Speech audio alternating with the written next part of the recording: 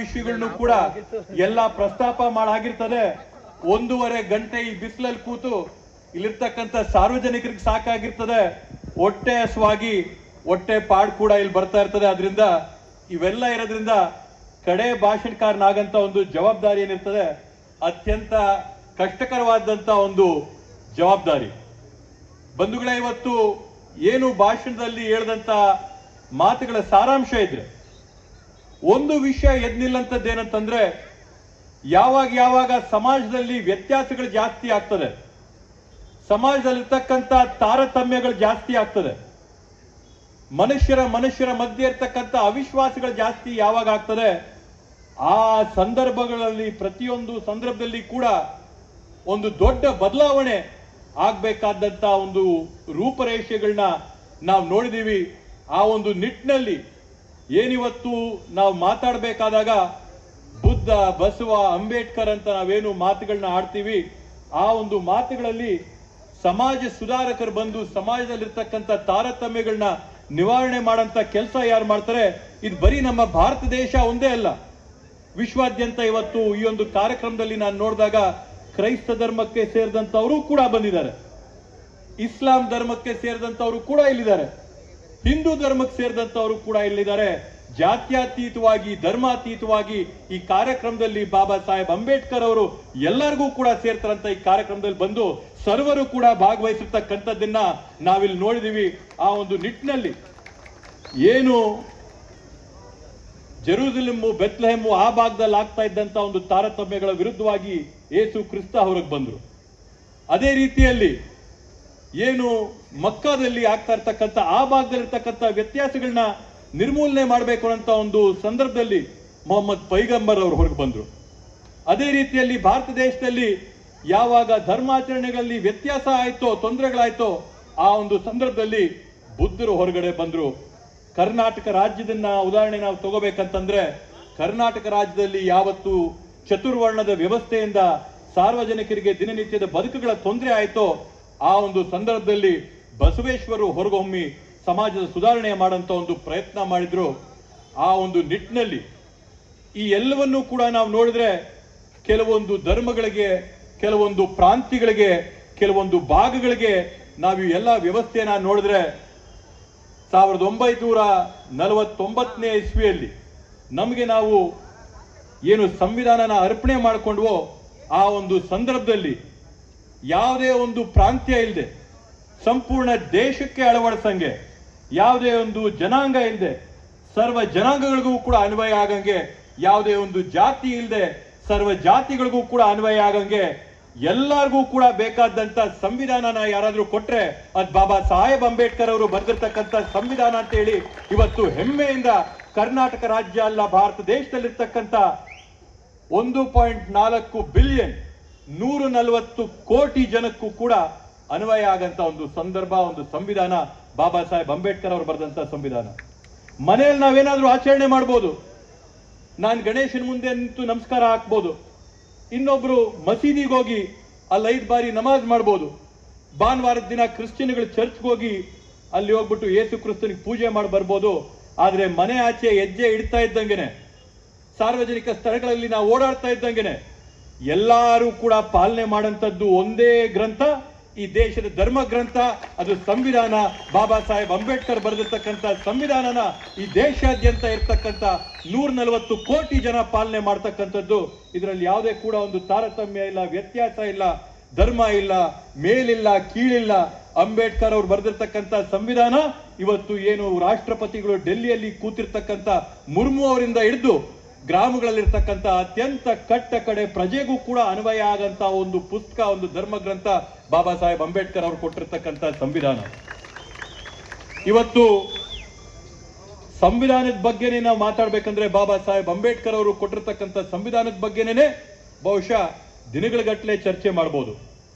ಆದ್ರೆ ಪೀಠಿಕೆಯಲ್ಲಿ ಮಾತಾಡಿದಂತ ಏನ್ ನಮ್ಮ ತಹಶೀಲ್ದಾರ್ ಅವರು ಸೋಮಶೇಖರ್ ಸರ್ ಅವರು ಹೇಳಿದ್ರು, ಇವತ್ತು ಯಾರಾದ್ರೂ ಕೂಡ ಮಹಿಳೆಯರ ಪರವಾಗಿ ಅತ್ಯಂತ ದೊಡ್ಡ ಕೊಡುಗೆ ಈ ಸಮಾಜಕ್ಕೆ ಕೊಟ್ಟಿದ್ದೇ ಆದ್ರೆ ಅದು ಬಾಬಾ ಸಾಹೇಬ್ ಅಂಬೇಡ್ಕರ್ ಅವರು ಅಂತೇಳಿ ಈ ಒಂದು ಸಂದರ್ಭದಲ್ಲಿ ಇರ್ತಕ್ಕಂಥ ಏನು ನಮ್ಮ ಸಮಾಜದಲ್ಲಿ ಇರ್ತಕ್ಕಂಥ 50 ಭಾಗ ಹೆಣ್ಮಕ್ಳು ಇವತ್ತು ಭಾರತ ದೇಶದ ಪರಿಸ್ಥಿತಿ ಹೆಂಗಿತ್ತೋ, ಚತುರ್ವರ್ಣಗಳ ವ್ಯವಸ್ಥೆ ಇದ್ದು 4 ಚತುರ್ವರ್ಣಗಳಿದ್ದು 4 ಚತುರ್ವರ್ಣಗಳಲ್ಲಿ ಹೊರಗೆ ಇದ್ದಂತ ಜನನೂ ಕೂಡ ಇದ್ದು, ಅವ್ರಿಗಿಂತ ಕೀಳಾಗಿ ಯಾರನ್ನಾದ್ರೂ ನೋಡ್ತಾ ಇದ್ರೆ ಅದು ಈ ದೇಶದಲ್ಲಿರೋಂಥ ಹೆಣ್ಮಕ್ಳು ಆ ಚತುರ್ವರ್ಣಗಳಿಂದ ಬಿಟ್ಟಂತವ್ರಿಗಿಂತ ಕೀಳಾಗಿ ನೋಡ್ತಾ ಇದ್ದಂಥವ್ರು ಯಾರಾದ್ರೂ ಇದ್ರೆ ಹೆಣ್ಮಕ್ಳು.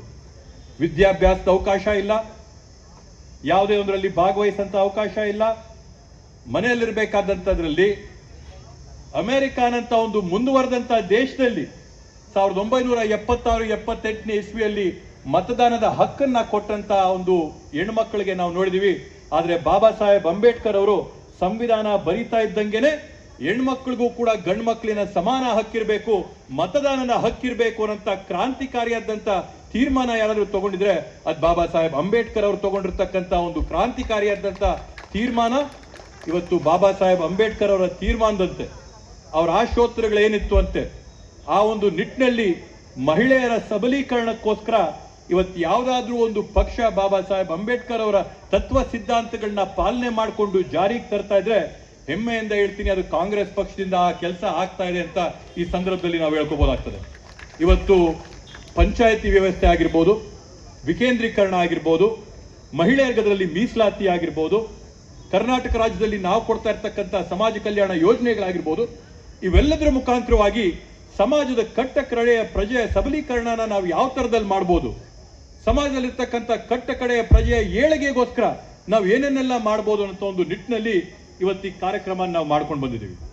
ಬಂಧುಗಳೇ, ಇವತ್ತು ಸೋಮಶೇಖರ್ ಸರ್ ಅವ್ರು ಮಾತಾಡಿದ್ರಾಗಿರ್ಬೋದು, ಚಿನ್ಸೋಮಣ್ಣ ಅವ್ರು ಮಾತಾಡಿದಂಥದ್ದಾಗಿರ್ಬೋದು, ಚನ್ನಕೃಷ್ಣಪ್ಪಣ್ಣ ಅವ್ರು ಮಾತಾಡಿದಂಥದ್ದಾಗಿರ್ಬೋದು, ನಮ್ಮ ನಾಗಣ್ಣ ಅವ್ರು ಮಾತಾಡಿದಂಥದ್ದಾಗಿರ್ಬೋದು, ಈ ಎಲ್ಲ ಅಂಶಗಳಲ್ಲಿ ಕೂಡ ನಾವು ಗಮನಿಸಿದ್ರೆ ಬಾಬಾ ಸಾಹೇಬ್ ಅಂಬೇಡ್ಕರ್ ಅವರು ಯಾವುದೇ ಒಂದು ಜಾತಿ ಧರ್ಮ ಇವ್ಯಾವಕ್ಕೂ ಕೂಡ ಸೀಮಿತವಾಗದಿದ್ದಂಥವ್ರಲ್ಲ. ಇವತ್ತು ಬೇರೆ ಬೇರೆ ಧರ್ಮಗಳಲ್ಲಿ, ಬೇರೆ ಬೇರೆ ಜಾತಿಗಳಲ್ಲಿ, ಬೇರೆ ಬೇರೆ ಜನಾಂಗಗಳಲ್ಲಿ ಸಾಧನೆ ಮಾಡಿದಂಥವ್ರವರು ಒಂದು ಅತ್ಯಂತ ಒಂದು ತುಳಿತಕ್ಕೊಳಗಾದಂಥ ಸಮುದಾಯ. ಕನಕದಾಸರು ಇವತ್ತು ಬಂದು ಅವ್ರಿಗೆ ಶಿಕ್ಷಣನೇ ಇಲ್ಲ, ವಿದ್ಯಾಭ್ಯಾಸನೇ ಇಲ್ಲ ಅಂತ ಒಂದು ಸಮುದಾಯದಿಂದ ಬಂದಂತ ಒಂದು ಮನುಷ್ಯ ಕೀರ್ತನೆಗಳನ್ನ ಇವತ್ತು ರಚನೆ ಮಾಡುವ ಮುಖಾಂತರವಾಗಿ ಜನಕ್ಕೆ ದೇವರ ಸಂದೇಶನ ಸಾರಂತದ್ದು ಕೆಲಸ ಮಾಡಿದ್ರು. ಅವ್ರಿಗೂ ಕೂಡ ನಾವು ಆದರ ಗೌರವ ನೀಡ್ತೀವಿ. ಅದೇ ರೀತಿಯಲ್ಲಿ ಇವತ್ತೇನು ಭೂಮಿನ ಗೈದು ಭೂಮಿಯಲ್ಲಿ ಬೆಳೆನ ಬೆಳೆದು ಯಾರಿಗೆ ಯಾವಾಗಲೂ ಹೋಗ್ತಾರೆ ಅಂತ ಹೆಸರಿಡಿದೆ ಅನ್ನದಾತನಾಗಿರ್ತಕ್ಕಂಥ ಒಕ್ಕಲಿಗ ಸಮುದಾಯ ಈ ಒಂದು ಬೆಂಗಳೂರಲ್ಲಿರ್ತಕ್ಕಂಥ ಈ ಒಂದು ಭವ್ಯವಾದಂಥ ಬೆಂಗಳೂರು ಗ್ರಾಮಾಂತರ ಜಿಲ್ಲೆ ಆವತಿಯಲ್ಲಿ ಪ್ರಾರಂಭ ಆದಂಥ ನಾಡಪ್ರಭು ಕೆಂಪೇಗೌಡರಿಗೆ ಸೇರಿದಂಥ ಒಂದು ಜಾಗದಲ್ಲಿ ಸ್ಥಳದಲ್ಲಿ ಇವತ್ತು ನಾವು ಈ ಬೆಳೆಗಳನ್ನ ಬೆಳೆದು ಯಾರಿಗೂ ಕೂಡ ತಾರತಮ್ಯ ಮಾಡದೆ ಗೌರವ ಕೊಡ್ತೀವಿ. ಅವ್ರಿಗೂ ಕೂಡ ಕೆಂಪೇಗೌಡರಿಗೂ ಕೂಡ ಸೇರ್ತದೆ, ಬಾಬಾ ಸಾಹೇಬ್ ಅಂಬೇಡ್ಕರ್ ಅವರು ನಮಗೂ ಕೂಡ ಸೇರ್ತಾರೆ, ಕೆಂಪೇಗೌಡರು ನಿಮಗೂ ಕೂಡ ಸೇರ್ತಾರೆ. ಕೆಂಪೇಗೌಡರು ನನ್ನ ಆಸ್ತಿ ಅಲ್ಲ, ಬಾಬಾ ಸಾಹೇಬ್ ಅಂಬೇಡ್ಕರ್ ಅವರು ನಿಮ್ಮ ಆಸ್ತಿ ಅಲ್ಲ. ಕೆಂಪೇಗೌಡರು ನಿಮ್ಮೆಲ್ಲರಿಗೂ ಕೂಡ ಸೇರಿದಂಥವ್ರು, ಬಾಬಾ ಸಾಹೇಬ್ ಅಂಬೇಡ್ಕರ್ ಅವರು ನಮ್ಮೆಲ್ಲರಿಗೂ ಕೂಡ ಸೇರಿದವರು. ಕನಕದಾಸರು ನಿಮ್ಮೆಲ್ಲರಿಗೂ ಕೂಡ ಸೇರಿದವರು, ಕನಕದಾಸರು ನಮ್ಮೆಲ್ಲರಿಗೂ ಕೂಡ ಸೇರಿದವರು. ಇಲ್ಲಿ ಯಾರ್ಯಾರು ಸ್ವತ್ತು ಆಗಿಲ್ಲ, ಆದರ್ಶ ಪುರುಷರು ಯಾರು ಇರ್ತಾರೋ ಆ ಆದರ್ಶ ಪುರುಷರ ಒಂದು ಅಂಶಗಳನ್ನ ನಾವೆಲ್ಲರೂ ಕೂಡ ಆಯ್ಕೆ ಮಾಡಿಕೊಂಡು ಪಾಲನೆ ಮಾಡ್ಕೊಳ್ಳಂತ ಒಂದು ಉದಾತ್ತವಾದಂತ ವಿಶಾಲವಾದಂತ ಮನೋಭಾವನ ನಾವಿವತ್ತು ಎಲ್ಲರೂ ಕೂಡ ಬೆಳೆಸ್ಕೊಳ್ಳಂತ ಒಂದು ನಿಟ್ಟಿನಲ್ಲಿ, ಪಾಲಿಸಂತ ಒಂದು ನಿಟ್ಟಿನಲ್ಲಿ. ಯಾಕಂದ್ರೆ ಇವತ್ತು ಎಲ್ಲರಲ್ಲಿ ಕೂಡ ಒಂದು ವಿಶೇಷತೆ ಇದೆ.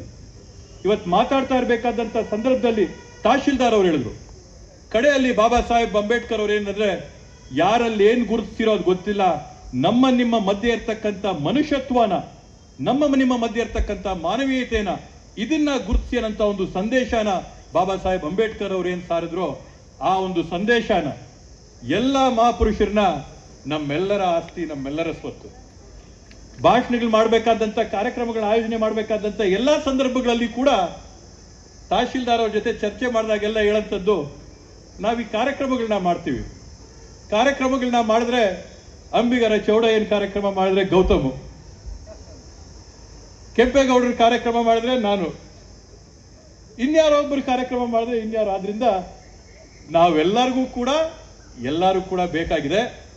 ಒಂದಂತೂ ಅಂಶ ಸತ್ಯ ಇರ್ತಕ್ಕಂಥದ್ದು, ನಾವೆಲ್ಲರೂ ಕೂಡ ಈ ವ್ಯವಸ್ಥೆ ಏನಿದೆ, ನಾವೆಲ್ಲರೂ ಕೂಡ ಇರ್ತಕ್ಕಂಥ ವ್ಯವಸ್ಥೆ, ಈ ವೇದಿಕೆ ಆಗಿರ್ಬೋದು, ಈ ಭಾಷಣ ಆಗಿರ್ಬೋದು, ಈ ಮೈಕ್ ಆಗಿರ್ಬೋದು, ಈ ಎಲ್ಲ ವ್ಯವಸ್ಥೆಗಳಾಗಿರ್ಬೋದು, ಅದನ್ನ ಕೊಟ್ಟಿರ್ತಕ್ಕಂಥ ಅಗ್ರಗಣ್ಯ ವ್ಯಕ್ತಿ ಬಾಬಾ ಸಾಹೇಬ್ ಅಂಬೇಡ್ಕರ್ ಅವರು ಅಂತಿರೋದನ್ನ ಅದನ್ನ ಯಾರು ಅಳಿಸಕ್ ಸಾಧ್ಯ ಇಲ್ಲ ಅಂತ ಹೇಳಿ ಈ ಒಂದು ಸಂದರ್ಭದಲ್ಲಿ ನಾನು ಹೇಳಕ್ ಬಯಸ್ತೇನೆ.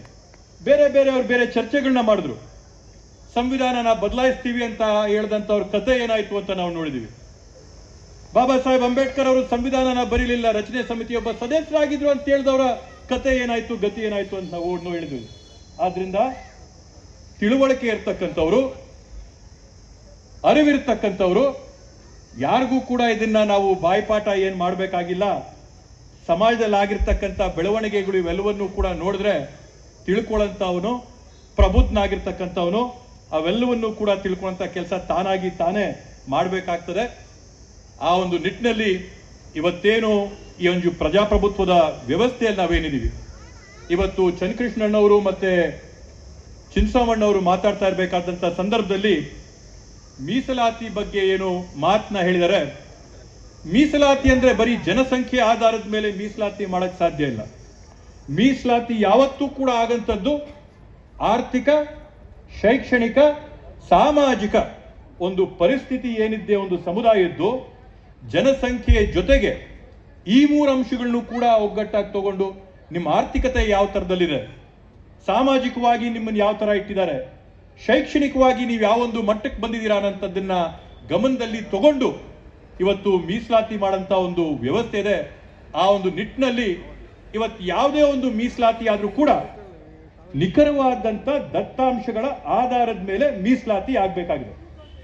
ಇವತ್ತು ಏನು ಇಲ್ಲಿ ನಡೀತಾ ಇರ್ತಕ್ಕಂಥ ಕಾರ್ಯಕ್ರಮದಲ್ಲಿ ಪ್ರಸ್ತಾಪ ಮಾಡಿದಂತ ಸಂದರ್ಭದಲ್ಲಿ ಜಸ್ಟಿಸ್ ನಾಗಮೋಹನ್ ದಾಸ್ ಅವರ ಒಂದು ನೇತೃತ್ವದಲ್ಲಿ ಏನಿವತ್ತು ಜನಗಣತಿ, ಸಾಮಾಜಿಕ ವ್ಯವಸ್ಥೆ, ಸಾಮಾಜಿಕ ಪರಿಸ್ಥಿತಿ, ಶೈಕ್ಷಣಿಕ ವ್ಯವಸ್ಥೆ ಮತ್ತೆ ಆರ್ಥಿಕ ವ್ಯವಸ್ಥೆಯ ಒಂದು ವಿಚಾರ ಏನಿದೆ, ಆ ಎಲ್ಲ ವಿಚಾರಗಳಲ್ಲಿ ಇವತ್ತು ತಾವು ಯಾವ ರೀತಿಯಲ್ಲಿ ಮಾಹಿತಿಗಳನ್ನ ಸಂಗ್ರಹಣೆ ಮಾಡಿಕೊಂಡು ಅವನ್ನ ಮಾಡ್ಕೊಡ್ತೀರಾ ಅನ್ನೋದ್ರ ಬಗ್ಗೆ ಕೂಡ ಪ್ರಬುದ್ಧವಾಗಿ ಆಗ್ಬೇಕಾಗ್ತದೆ, ವಿಚಾರವಂತರಾಗಬೇಕಾಗ್ತದೆ. ಯಾಕಂದ್ರೆ ಈ ಒಂದು ಆಧಾರಗಳ ಮೇಲೆ ಸರ್ಕಾರ ಮುಂದಿನ ದಿನಗಳಲ್ಲಿ ರೂಪಿಸ್ಕೊಳ್ಳುವಂತ ಕಾರ್ಯಕ್ರಮಗಳಾಗಿರ್ಬೋದು, ಯೋಜನೆಗಳಾಗಿರ್ಬೋದು, ಇವೆಲ್ಲವನ್ನೂ ಕೂಡ ಈ ಒಂದು 4 ಆಧಾರದ ಮೇಲೆ ಜನಸಂಖ್ಯೆ, ಶೈಕ್ಷಣಿಕ, ಆರ್ಥಿಕ, ಸಾಮಾಜಿಕ ಈ ಒಂದು 4 ವ್ಯವಸ್ಥೆಗಳ ಆಧಾರದ ಮೇಲೆ ಈ ಒಂದು ಮೀಸಲಾತಿಗಳೆಲ್ಲ ಕೂಡ ಮಾಡಂತದ್ರಲ್ಲಿ ತಾವೆಲ್ಲರೂ ಕೂಡ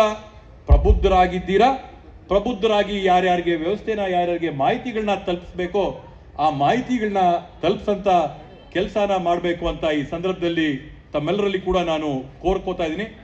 ಆ ಒಂದು ನಿಟ್ಟಿನಲ್ಲಿ ಇವತ್ತೇನು ಈ ಕಾರ್ಯಕ್ರಮನ ನಾವು ಆಯೋಜನೆ ಮಾಡಿದೀವಿ, ಕಾರ್ಯಕ್ರಮನ ಆಯೋಜನೆ ಮಾಡಿದಂತ ಎಲ್ಲರಿಗೂ ಕೂಡ ಅನಂತ ಧನ್ಯವಾದಗಳನ್ನ ಹೇಳ್ತಾ, ಮತ್ತೊಮ್ಮೆ ನಾನು ಆಗ್ಲೇ ಹೇಳಿದಂತ ಮಾತು, ಕೆಂಪೇಗೌಡರು ನಮಗೂ ಸೇರ್ತಾರೆ, ನಿಮ್ಗೂ ಸೇರ್ತಾರೆ, ಕನಕದಾಸರು ನಮಗೂ ಸೇರ್ತಾರೆ, ನಿಮ್ಗೂ ಸೇರ್ತಾರೆ, ಬಾಬಾ ಸಾಹೇಬ್ ಅಂಬೇಡ್ಕರ್ ಅವರು ನಮಗೂ ಸೇರ್ತಾರೆ, ನಿಮಗೂ ಸೇರ್ತಾರೆ, ಎಲ್ಲರಿಗೂ ಸೇರ್ತಾರೆ ಅಂತ ಈ ಸಂದರ್ಭದಲ್ಲಿ ಹೇಳ್ತಾ ತಮ್ಮೆಲ್ಲರಿಗೂ ಕೂಡ ಈ ಕಾರ್ಯಕ್ರಮದ ಶುಭಾಶಯಗಳನ್ನ ಕೋರ್ತಾ ನನ್ನ ಮಾತುಗಳಿಗೆ ನಾನು ವಿರಾಮ ನೀಡ್ತೀನಿ. ಜೈ ಹಿಂದ್, ಜೈ ಕರ್ನಾಟಕ ಮಾತೆ, ಜೈ ಭೀಮ್.